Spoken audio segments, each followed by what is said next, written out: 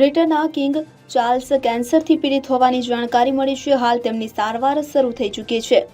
બકિંઘમ પેલેસે આ માહિતી આપી હતી.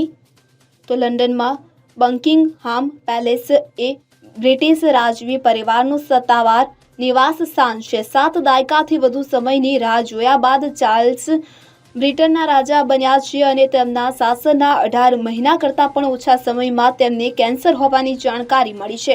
બકિંઘમ પેલેસે જાહેરાત કરી હતી કે 75 વર્ષીય કિંગ ચાર્લ્સ સારવારને કારણે અસ્થાયી રૂપે જાહેર કાર્યક્રમોમાં હાજરી નહીં આપી શકે અને તે સંપૂર્ણ સ્વસ્થ થયા પછી શક્ય તેટલી વહેલી તકે જાહેર કાર્યક્રમોમાં પાછા ફરશે.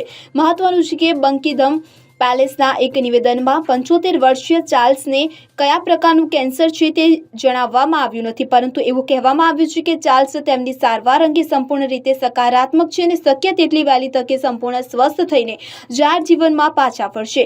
બકિંઘમ પેલેસે એક નિવેદન જારી કરીને જણાવ્યું હતું કે કિંગ ચાર્લ્સને પ્રોસ્ટેટના વિસ્તરણને લીધે હોસ્પિટલમાં દાખલ કરવામાં આવ્યા હતા, જ્યાં તપાસ બાદ કેન્સરના એક સ્વરૂપની ઓળખ કરાઈ હતી.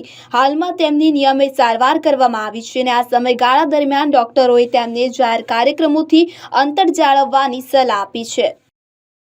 Bureau report CN24 news. હવે જુઓ દેશ દુનિયાની તમામ ખબરો તમારી આંગળીના ટેરવે.